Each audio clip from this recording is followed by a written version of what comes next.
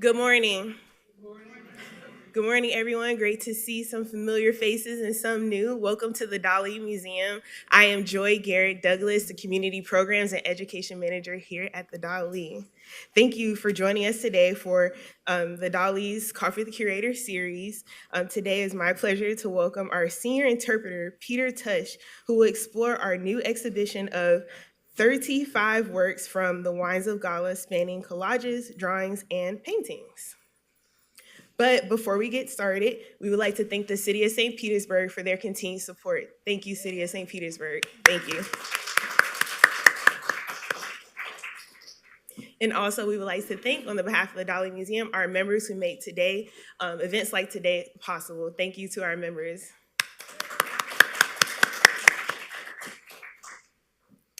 Please visit our website, thedalí.org, for more information about online activities and programs, including these upcoming events. So I have somewhat of a long list of these fabulous events that we're offering at the Dalí, and we're just going to go through them. On the 6th, so Thursday, tomorrow, we have a wonderful panel discussion about the nature of art. And then also on the 11th, we're honoring our veterans with free admission at the Dalí from 10 to 6, our regular museum hours. We will also have card making that we will ship to our veterans, and that is also free. At 6 that same day, we will have a panel discussion to discuss and welcome our upcoming exhibition, Alberto Giacometti and Salvador Dalí. This panel discussion will include the curators of the exhibit, and then also you'll have some time for a Q&A. And then on the 13th, we have Poetry at the Dalí. The 16th, and that's here in our theater. On the 16th, we have Yoga at the Dalí at 9 a.m. If you need a little stretch, find some peace, center yourself, come join us for Yoga at the Dalí. On the 18th, we have a very special event. If you love Cafe Gala, which I know you all do because I see a lot of coffee cups this morning, come join us for Flavors of Spain dinner featuring Cafe Gala, where our own chef Chuck Bendel will provide us with some wonderful hors d'oeuvres. I believe there's 8 courses, so check that out online. Get tickets while they're available. It's a fabulous event. And then on the 30th of this month, we have a special museum store day where we will have discounts on Sunday for in our gift shop. So you can prepare and buy those Christmas gifts, your holiday presents. And then also the very last thing, for select nights in November, we have our new experience, Starry Night in the Dalí Dome. I had the privilege of seeing this experience with our staff, and it is wonderful. If you love Van Gogh, you like the irises, you enjoy Starry Night, and you just want to have a different 360 immersive experience than the Dalí Alive, which is also amazing. Definitely check out those tickets, select nights. You have to go on our website to purchase those. So thank you. And for our next Coffee with the Curator in December, we have Dr. William Jeffett, who will welcome the Alberto Giacometti and Salvador Dalí through and beyond surrealism, our next special exhibition. If you notice, we have our special exhibition, the Huff Gallery, closed because we are preparing for this exhibition. And once again, join us for the panel on the 11th to discuss some of these topics that will be present in the exhibition. And now it is my pleasure to welcome Peter Tush. Peter Tush is our speaker today, and I know many of you, you could clap early for him. He's that famous, yes. Peter Tush earned his undergrad degree in art history from New College, Sarasota, and his master's in art history from the University of South Florida. He's worked at the Dalí for over 2 decades. Peter is a key interpreter of the Dalí Museum's collection and special exhibitions. He develops exhibitions, trains our Dalí docents, scripts the audio guides and gallery labels, and works with the curatorial team to develop exhibitions. Recently, he curated the Reimagining Nature, Dalí's Floral Fantasies, and many, many other exhibitions. And I would like to also throw out there, after Giacometti, we have Dalí in America, which Peter is also curating. And then over the years, Peter has taught classes on Dalí, surrealism, and film, and has presented a wide range of topics, including Dalí and Hollywood, surrealism and women, and Dalí's ghost. And we just had Halloween. Tush is also the host of WMNF's 88.5's Electric Music Program, Step Outside on Wednesday nights. Please welcome Peter Tush.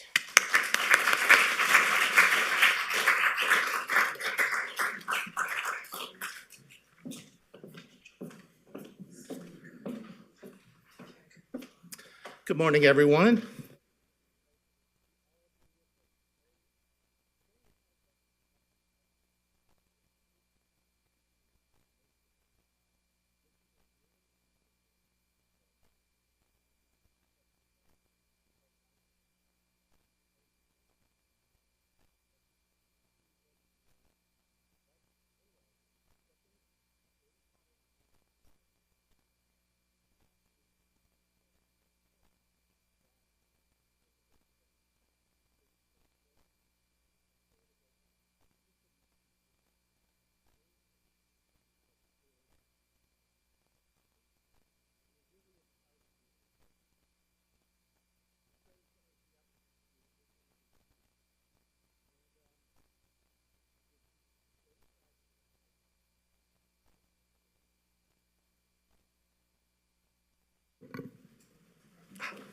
Thank you, Jack.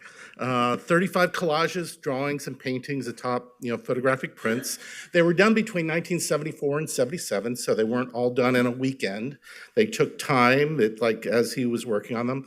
And some of the transformations that you'll see are of some of Dalí's absolute favorite artists, including Bouguereau, Millet, and Messonnier. Very important to know as well, particularly watching at home, there is mature content I'm going to be sharing. So just keep that in mind. There's definitely an erotic element to a lot of the pieces that we're going to be talking about. This is very much like a provocateur, perhaps, might be the best way to describe today's talk. So it is described on the back of the book as a flamboyant, free-flowing manifesto in favor of taste and feeling. And that'll be a little more obvious as we get going. But the book was illustrated by Dalí. Unlike the Dîners de Gala, which was the book that preceded this, Dalí has no writing in it. He strictly limits himself to the illustrations, and I believe had a lot to do with the way the content was chosen.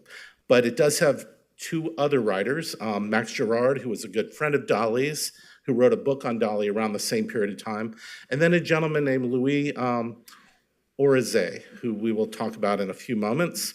Published in 1977, first on the publication came out on Druget, that was the publisher, in French, and then Abrams here in the United States. And more recently, it was republished by Taschen. So it's a very affordable book. I think it's about $60. And I do believe we have them available in the store, but it's a really very special book, as you will come to understand. It was a lavish and surrealist tribute to the transformative power of wine. So that is the fundamental part about this, transformative power of wine, conceived as a hedonistic sequel to Les Dîners de Gala, which is the book that we have here. That came out in 1974. This is a great quote. A real connoisseur does not drink wine, but tastes its secrets. So the secrets are really, I think, the transformative aspect that Dalí likes to talk about. You can see here he's not consuming wine, he's wearing wine. So I think that kind of sets the tone for the book. And we are really fortunate. Our director of curatorial services, Jen Cohen, found out about an exhibition that was happening at the Donna Gallery up in New York. And they had the opportunity with a private collector to present these 35 collages. And we become very familiar with both of these books, but you never have the opportunity to actually see the collages that were done for them. And so that's what's really special about the show, and we were able to arrange for a special loan of this exhibition. So we are really proud to be able to share these with you. And what was happening? So let's talk a little bit about Dalí in 1977 and the years preceding that. So between 74 and 77, there was a lot of activity and then a little activity. So it started with the spectacular opening of Dalí's museum in Figueres. That was in September of 1974. Lots of publicity, lots of work, lots of traveling back and forth. And within the next 2 years, Dalí was definitely getting a little bit older. He was slowing down. He was 72 years old. He had already finished his museum, and he was really about to work on what I guess many consider the final of the Masterwork series, the large canvases, and that was the Lincoln painting we have upstairs. He also continued exploring stereoscopic images. So, as I mentioned, the Lincoln painting was completed. It was a second version. There was a first version that was done on a photograph that was actually painted on top of a very large blown-up photograph that's installed in the Figueres Museum in the Teatro Museo Dalí. So Dalí felt that it never quite worked the way he wanted it to, so he did a second version when he was in New York.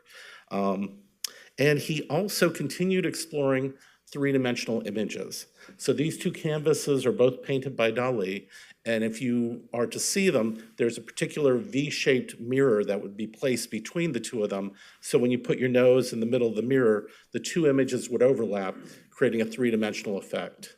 And Dalí was fascinated by this idea of painting in 3D and exploring the third dimension in painting. So that's what we have here with a very great title. Dalí's hand drawing back the golden fleece in the form of a cloud to show Gala, the dawn, completely nude, very, very far away behind the sun. So, it was a time of, I think there was a bit of frivolity and entertainment aspects that were part of it. But by 1977, things took a kind of darker turn. Dalí's dynamic with Gala was definitely getting complicated. There was tensions that were simmering. There were also changes in the pacing of schedule. There was a lot of physical strain. There were medical issues that started to become apparent, and the production of work became more challenging. So Dalí started to, I guess you could say, slow down by 1977. Also, he's committing to a number of print projects that were arranged for him by his secretary, and his paranoia was growing as well. The political climate in Spain had become quite dangerous, and his secretary wound up starting to carry a gun for Dalí's protection, but became a little more of a kind of gangster environment, not the most casual or carefree as it had been previously. But despite that, there are two really great projects that are actually very similar to one another that were completed. The first one we had on display here a couple years ago. It's inspired by Goya, and in 1799, Goya published 80 prints for the Capriccios, and here we have one particular one on the left-hand side where you can see it's the boogeyman. It's that idea of trying to scare your children into behaving properly. On the right-hand side, we have one of 80 prints that Dalí created called the Capriccios de Goya de Dalí. And what Dalí did essentially was just very simple modifications of the pieces Goya did. And yet they are startling, they're unnerving, they're sensational. And here you can see that he's taken the specter, that boogeyman, and turned him into a face, a very kind of hideous face with the eye socket and tongue sticking out. It's a very minor change, but it's a powerful one. And I would say that it's very much connected with what we're talking about today, which is the Wines of Gala, the second big project that Dalí committed to in 1977. Very, very similar in his approach, in the same way that he worked on the Goya pieces. But the book came out in 1977. And there's a quote that we have on the wall that I think is really quite nice by Dalí. He says, "Seated on a dry rock wall, Gala ate black grapes. It was as if she were growing brighter and more beautiful with each new grape. And with each new silence rounded afternoon of our idyll, I felt Gala sweeten in unison with the grapes on the vine." So it's definitely an ode to Gala. It's a celebration of her. And this is a quote that's not about drinking wine at all. It's about the idea of the grape, the source of the wine, and this kind of beauty and sort of transcendent moment that seems to be connected with it. The book, as I mentioned, is about the pleasures of the grape. The mission statement is to reject traditional wine criticism by organizing the wines not by origin or by grape, but according to the sensations they create in our very depths. And it'll become much more clear what that means in a minute. The book is separated into two sections, and it really is the first half and the second half almost divided down the middle. The first half is the 10 divine Dalí wines, and it's an overview of 10 important wine-growing regions. And it's written by Dalí's friend Max Gerard, who was a longtime friend. And they kind of he plays on ideas that are very important to Dalí. So it's a very playful one. There's dialogues. There's really unusual ways to talk about these 10 different wine growing regions. And also you can see there's a lot of Dalí images that are not changed at all, that are simply appropriate for the book, like this particular pendant, where you see the two faces with the glass of wine in between. The second section, though, is the really important section. It's the 10 Gala wines. And the writer is a gentleman named Louis Orizet. He's a French agronomist, viticulture expert, which is a wine expert. He's a writer, and he was the mayor of Beaujolais. He also worked a little bit with his friend Georges Duboeuf, who was the marketing genius behind the Beaujolais Nouveau. And as it's described by several different writers, they explode wine criticism by categorizing the wines according to their emotional resonance rather than their geography or varietals.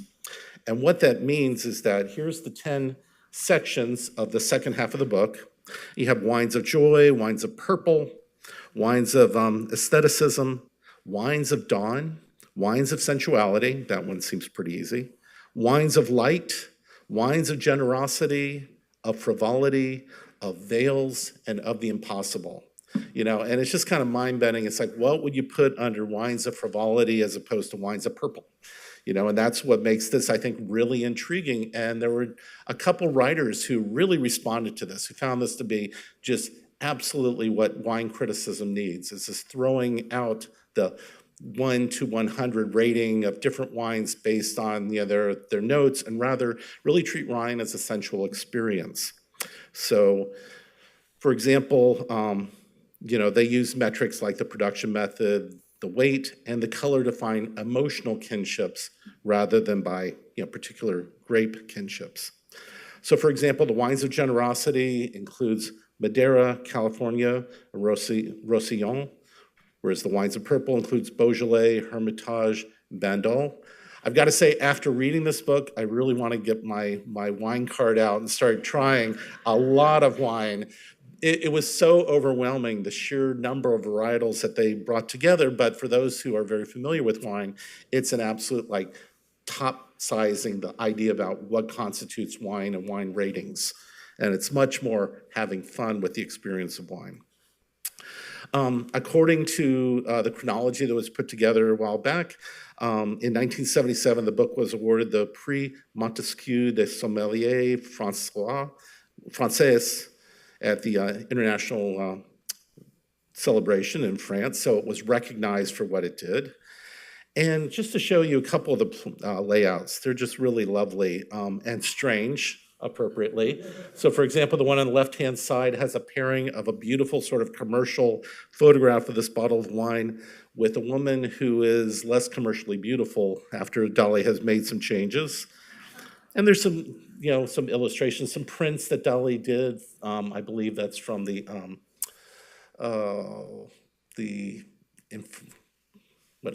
Paradise section. And then also just the grapes with a little drawing by Dalí on the side. So these are the types of things that constitute the pages. There's also combinations of things that Dalí created anew for this, as well as repurposing former drawings like this one from 1936 of Gala holding the grapes, which correspond to the rear of the horse, which is absolutely incredible. So to begin with, this is the first item we actually have upstairs. This is Dalí's cover for the book, you know, so it's, you can see if you go up there, Dalí has painted onto a kind of gold-leafed, you know, paper that has the folds that then was transformed into the cover on the right-hand side. And the idea of the self-portrait of the artist painting with the bottle on his knee goes back to a painting in our collection, The Ghost of Vermeer of Delft, which can be used as a table. You know, so Dalí is repurposing lots of ideas that seem really appropriate to this project. We also have a little sketch. It's an interesting one. This is the sketch as Dalí's conceiving of and thinking what would be the right cover for it. And he has the idea of Gala as a series of grapes, and he also has himself painting underneath that series of grapes. And here you can see how that becomes transformed. So Dalí takes a painting of Gala, and if you look at it, this one's really fascinating. If you go upstairs, you can see many iterations that Dalí has cut out and glued together to create this aura of the montage of Gala in the grapes and all these different reflections. All the letters are cut out and sliced and placed in the work. And then finally, it all winds up, she is the portrait to which Dalí is contributing the last brushstroke on the cover. And it was inspired by another painting. This is Gallerina, which is the painting that Dalí used and transformed into this celebration of his wife. So I'm going to start with the 6 garlands, or the fleurons, that you will see mostly grouped on one side, but then they're also mixed a little bit more. These are printer's ornaments with floral motifs. And what Dalí did, these are some of the most erotic pieces, but what Dalí did is he took, just like he did with the floral designs that he transformed, he took just a simple printer's garland and then expounded upon it. So for example, this is the original drawing. You can see at the top and the bottom, that would be the printer's florals or the garland that they used. And then in the middle, obviously, Dalí got very excited about how these might be transformed and reconceived. So this is where it becomes more of a kind of erotic experience. And then in this one, which is a second garland, you can see the garlands in the center, and you can see all the drawing that Dalí did as he creates almost a Christmas tree coming out of it, and then a satyr down here at the bottom, a little kind of demonic character that he has a lot of fun with and pulls it down into the bottom as well. Here's a third one. You can see the garland has become quite excited, I guess might be the right word, for the female in the center. This is a really subtle one, but you can see Dalí has the crown on the top, and he's made it into kind of a birthday cake with the plate at the bottom. And in the middle, he just does a couple of very quick little drawings with the figure, with the dropping bit of liquid coming from his tongue. Here's one that's almost over the top, but a little figure of death, a little skull in the middle of this very monstrous kind of figure. And finally, the last one, this male and female coming together in a very unusual fashion with lots of crutches and bones and unusual things that are holding the glass right in the very center of it. But he's just extemporizing, he's improvising and creating something that these provide the transitions between different sections of the book. So now what I think is really the heart of what we have upstairs, the stuff that's really exciting and worth spending a lot of time on, are the transformations that Dalí brings to these prints by other artists. And the first one's really extraordinary. So on the left-hand side, this is a Joseph Arentz. He was a very, I guess, well-known artist. He was Germanic, he lived in Maine, and he really specialized in drawings of the sea, drawings of the Atlantic Sea. And this is the South Atlantic. All you have are the waves and the clouds. And he would go out for actually trips on the water to try to capture the right light effects during storms so that he could get the most dramatic look to the waves and the way that they're presented. On the right-hand side, which is really in a way kind of the most engaging piece in the entire show simply because it's so over the top, Dalí has done something very much like he's done with our painting The Ship, which is a drawing by one person that Dalí has painted on top of. And he has created an entire environment with Beethoven performing at this imaginary piano. And now there's some sheet music that say Beethoven on it. Dalí has created a little interior environment where there's a backdrop and there's a flower off to the side on top of the piano. And Beethoven has been bottled. I'm not sure if you can quite see that, but this sort of glowing orb of Beethoven, like the specter of Beethoven has visited, has been bottled. And I don't know if this will help at all. It's, I think, the same size, unfortunately. But one thing just to point out, if you go upstairs and look at this, you will see it is a poster called The South Atlantic by the other artist, and Dalí has painted gouache upon it to transform it into this new visual experience. You know, what's really odd, and I'm going to share this pretty much just with this one, although it does happen with a couple others, when you're actually looking at the book and you read the title off to the side, this one has a kind of extraordinary strangeness about it. So the print, or at least what Dalí has transformed it into, is called The Wine of King Minos, or Beethoven. That's pretty straightforward. But then on that page, Dalí has written War, War, as sung by Montserrat Caballé and Norma. Please refer to the Mao Zedong regarding the Cultural Revolution against Confucius and Beethoven. You know, I did not know what that was referring to. So just a little bit of looking, it becomes very clear. Mao Zedong has basically ordained that Beethoven represented Western classical music, individualism, humanism, and emotional self-expression, values condemned by the Maoist ideology. So Beethoven's works, once admired by Chinese intellectuals, were labeled decadent, elitist, and counter-revolutionary. Listening or performing his work could lead to denunciation, humiliation, or worse. So for some reason, this kind of picked up on Dalí's radar, and when he creates the image of Beethoven, he immediately goes to thinking about Mao Zedong and the prohibition against Beethoven. So maybe the bottling of Beethoven is the most impossible and extraordinary of all the wines. I'm not sure. It corresponds with the section on Cretan wines, which were some of the very earliest wines. It was said that King Minos was given the vines by the gods in order to brew this amazing succulent type of wine that is still continuing in a very different format. The next one is perhaps the other most entertaining image in the entire show. This is William Adolphe Bouguereau. This is the Oreads. And on the left-hand side, you can see this extraordinary painting that's in the D'Orsay with all of these different godlike figures. They're the gods of the mountains, this frivolousness, and they're all kind of expanding as they go and rise into the mountains. Obviously appealed to 19th century viewers simply because of the erotic element of it. And Dalí has picked up on that in a very strange way.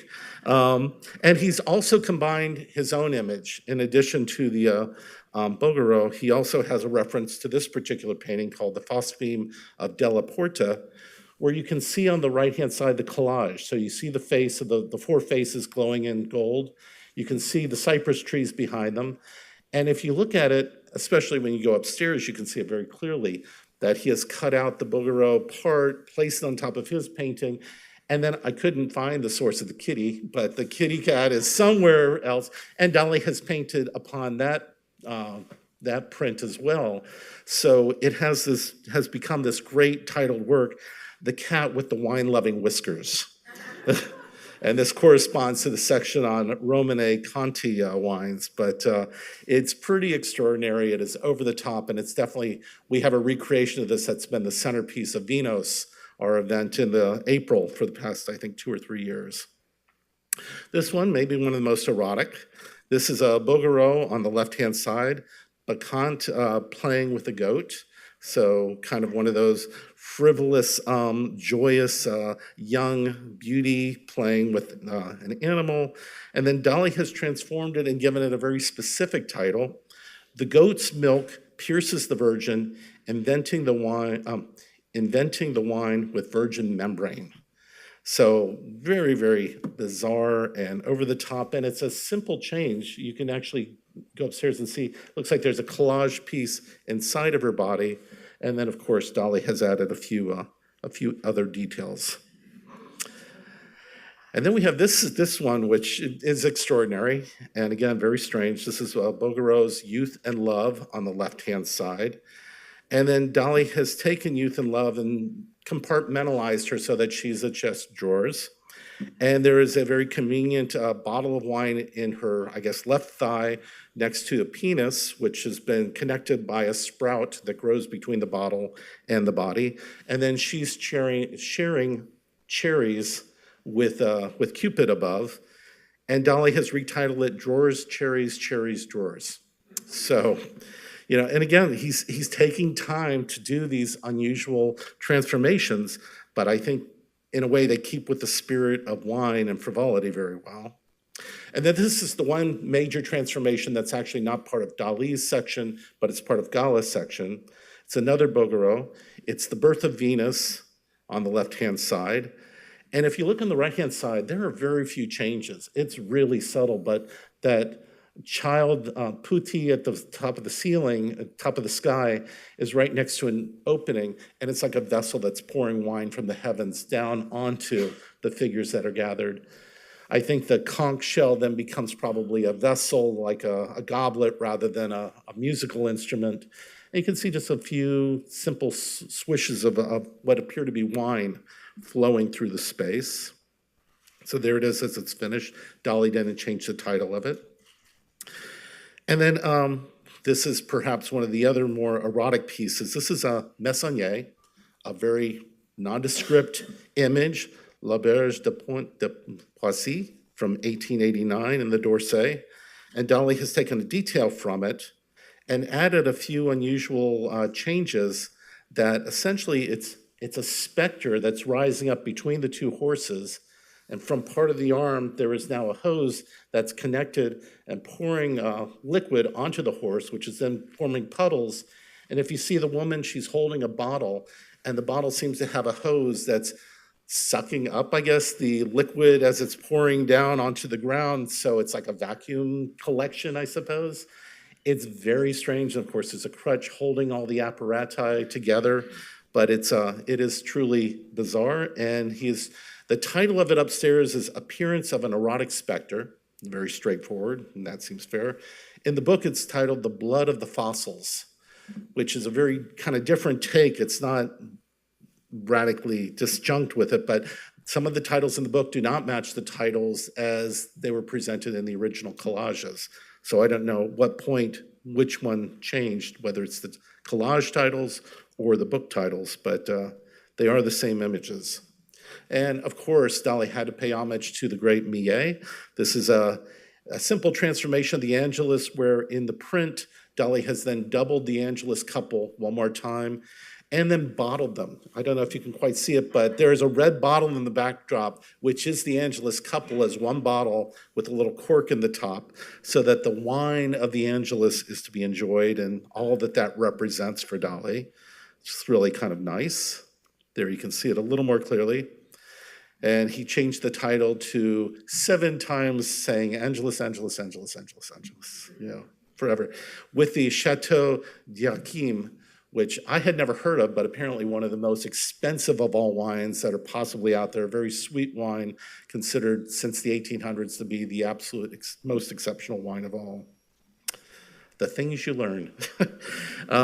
Here's another Bouguereau. I couldn't find exactly the one that Dalí was working with, but it's a study for a wall relief. It's Apollo and Moses at Olympus from 1869 on the left-hand side. And on the right-hand side, an extraordinary and simple transformation. The longer you look at it, hopefully you will see it right away. It's become a face. And right in the very center, there's a pair of lips. The face is looking to the left. The tongue is sticking out right across the center. There's an eye, a nose, which is part of the figure in the background, and then the ear is tucked in. Let me go back to the original so you can see what Dalí saw that we did not see. This is really, I think, one of the most extraordinary parts about the show is you get to see him and his mind working and responding to a given phenomena. But yeah, really fun. So, and the original title, Apollo and Moses and Olympus, with the double image of the head in profile. That's the title of the collage upstairs. In the book, it's Dionysus receives Apollo and sticks out a tongue shaped like a royal carpet. That's a really different title. I think both of them are worthy of being recognized, so I wanted to make sure that was included. So now, those are really kind of the heart and soul of the show. Those are the most entertaining ones to look at. But I do have some other things that are, in a way, more provocative. So these are, actually, the 3 I'm going to show you are curious because they are slightly different than what I've shown. This one is just titled The Spirit of Wine, and it's not attributed to anybody else. Clearly, it was done by somebody in the 19th century. I don't know if it was maybe a wine label. It just never came up in any of the searches I was trying to do. It doesn't seem to be referred to. I think Dalí just painted l'esprit de vin at the bottom of it to capture the spirit of wine as a label. But clearly, Dalí didn't do anything else to this image, except for, of course, the wine that's pouring from the heavens. This is another one. It just says original gouache, but clearly Dalí didn't draw the woman. He just made some alterations. But it's sort of like a glass of wine or champagne over the body. I think she's become one of those Venuses, one of the punctured or broken Venuses from the 1920s. Here she is reimagined where it almost appears to be like an island in the middle. And the glass also looks like a thought bubble or some sort of statement that's being made about the wine.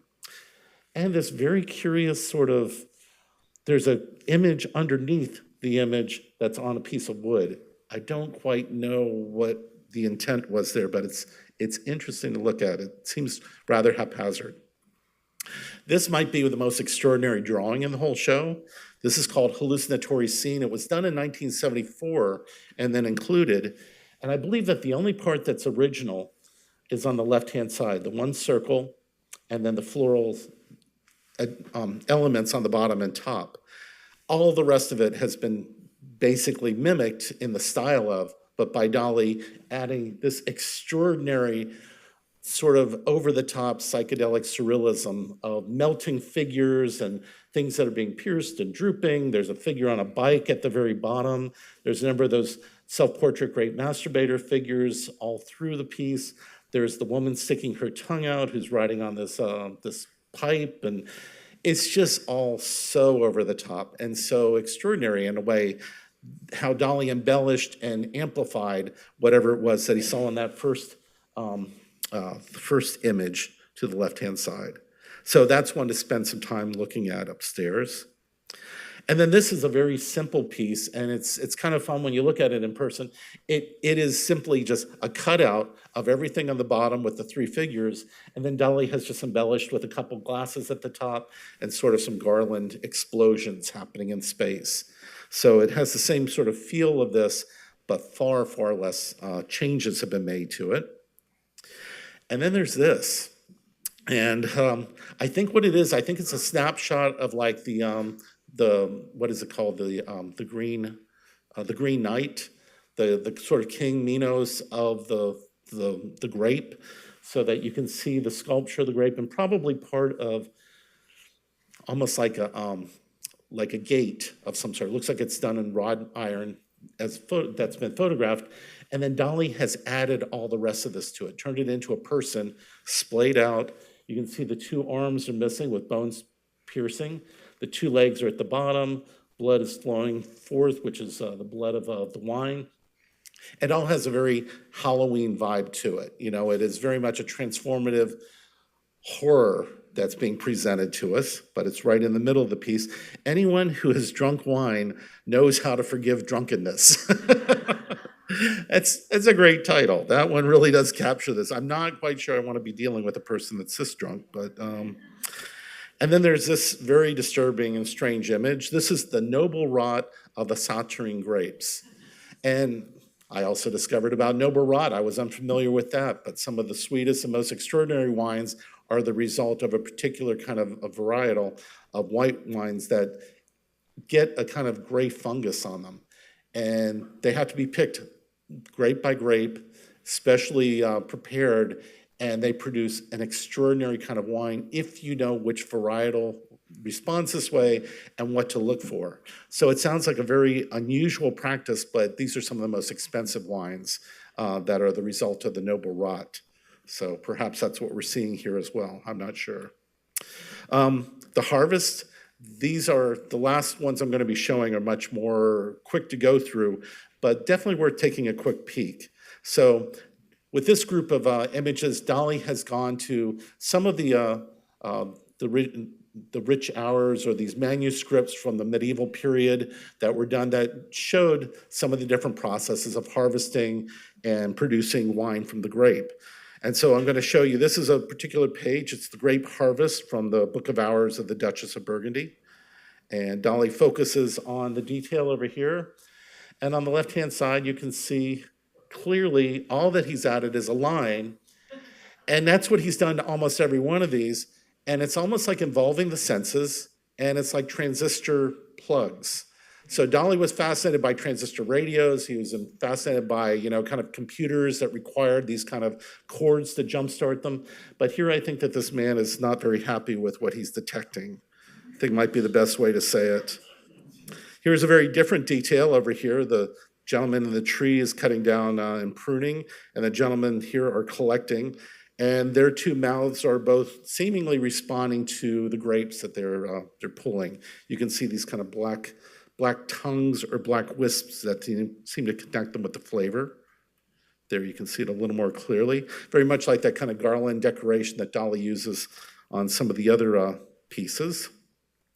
This is a different page. This is August from the Book of Hours, Master Jean de Roland. You can see the gentleman making the barrel down here. What they're doing is they're actually producing the straps around the barrel.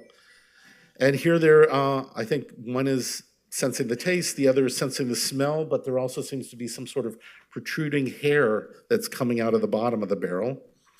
Again, I don't know how to interpret these pieces other than just that's what it looks like and leaving it, but it's called the strapping of the barrel. There's no changes in the titles with these. These are just descriptive titles.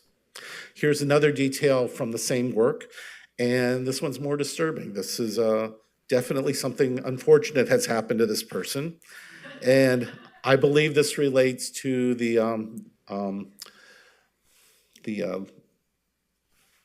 what am I trying to say? The Andalusian dog, Un Chien Andalou, with the donkeys in the pianos. I think we're looking at another donkey corpse here, where he is preparing these, where the cooper is preparing the barrels, but something seems to have happened to the cooper as well. I don't think he's faring very well.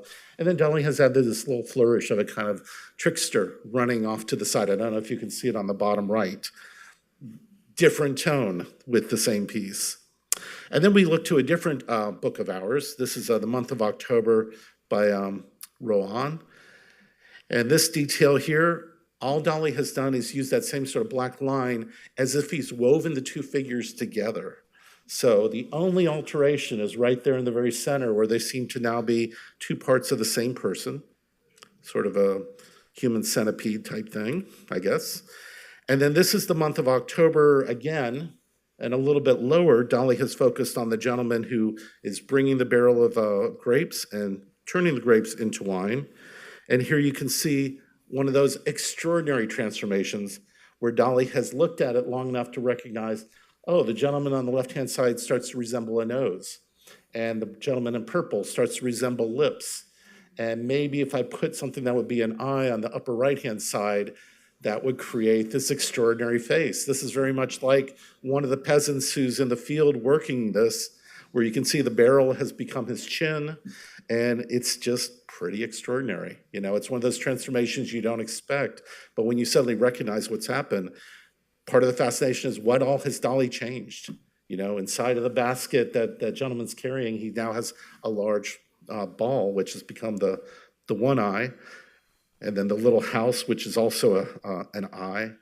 Anyway, it's worth spending some time looking at it upstairs because I think it really, you see Dalí in a very different light.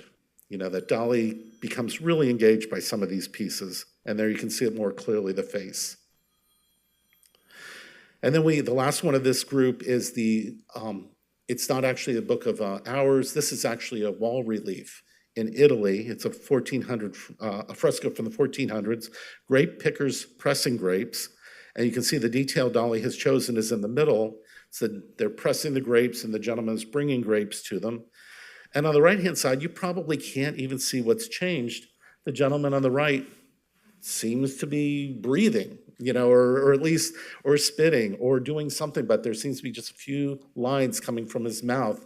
Again, he's not eating anything, he's not doing something like some of the other figures were, but it's a very simple altercation, and then Dalí puts it into the book, so it was complete. Now, the next few I'm going to show you are unidentified sources, or at least I could never find the image to match, so I'm just going to show you Dalí's images. Here we have two gentlemen sitting off to the side. You can see that the harvest is happening and the grapes are being carried to be pressed. But on the right, or on the left, it almost seems like he is seeing something in the hand. It's almost like a trickster or some sort of a charlatan type of thing is happening here, but we don't know. But it looks a little bit like, again, a transistor plug, the way that Dalí has painted the dot on the hand. Second one, nose connecting nose with the crushing of the grapes. Here's one, it's so discreet. a few trees in the background that are floating into the sky. That's all the altercation is. This gentleman's pruning the vine. And then I don't know what's happening here, but again, it feels like transistors that are plugging from his eyeballs into his hands as he's crushing the grape. Would not want to be him. And then finally, the last one here is the tasting. And here it seems to be almost a weeping or a welling up of tears of joy, maybe, in responding to the wine that's being tasted. So I don't know why I just could not find any of the original images for these 5, but everything else I was able to find. So to wrap it all up, quick coda. In the epilogue, there's a really lovely statement. To make a great wine, one needs a madman to grow the wine, a wise man to watch over it, a lucid poet to make the wine, and a lover to drink it. You know, it's just a perfect ending. And I thought you could add one more, which is a great artist to create indelible images to celebrate it, so that all of these things, you know, seem to be perfectly connected. And then the final observation, Thanksgiving is approaching, so perhaps it's time for all of us to seek counsel in this particular book, The Wines of Gala, for the perfect wines of joy, light, generosity, frivolity, and perhaps even wines of the impossible. So with that, thank you all very much.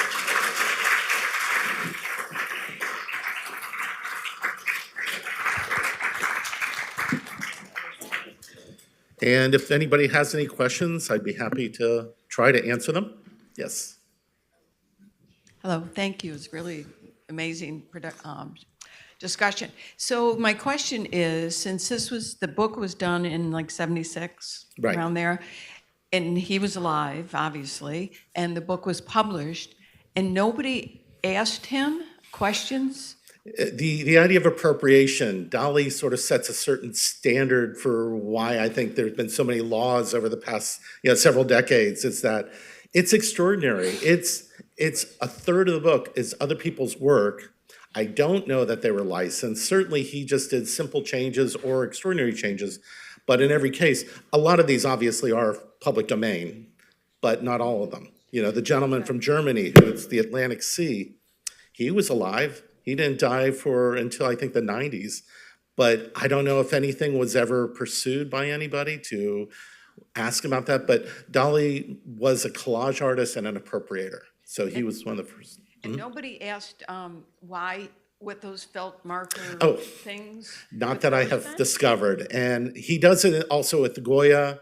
He does it even with an earlier print suite of Pantagruel.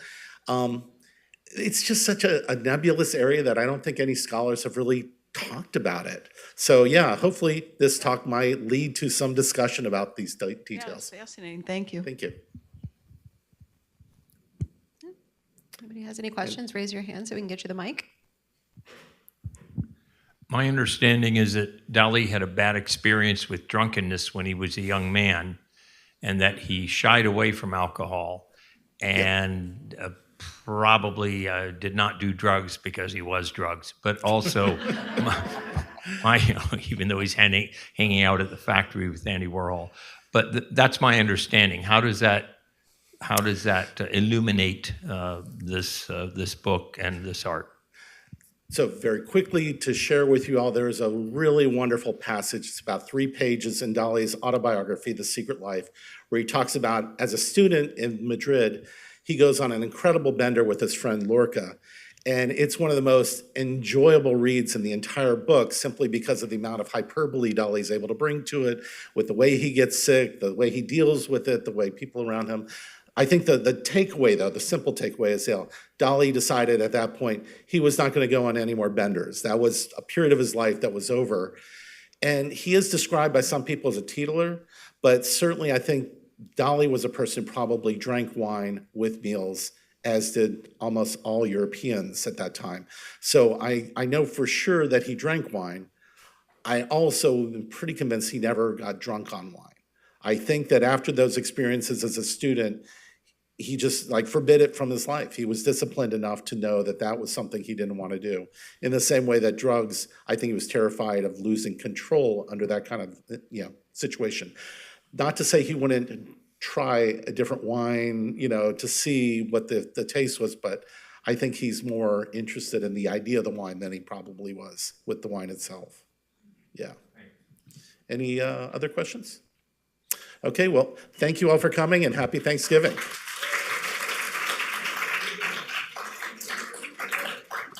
And definitely go upstairs and look at the work. It's really fun.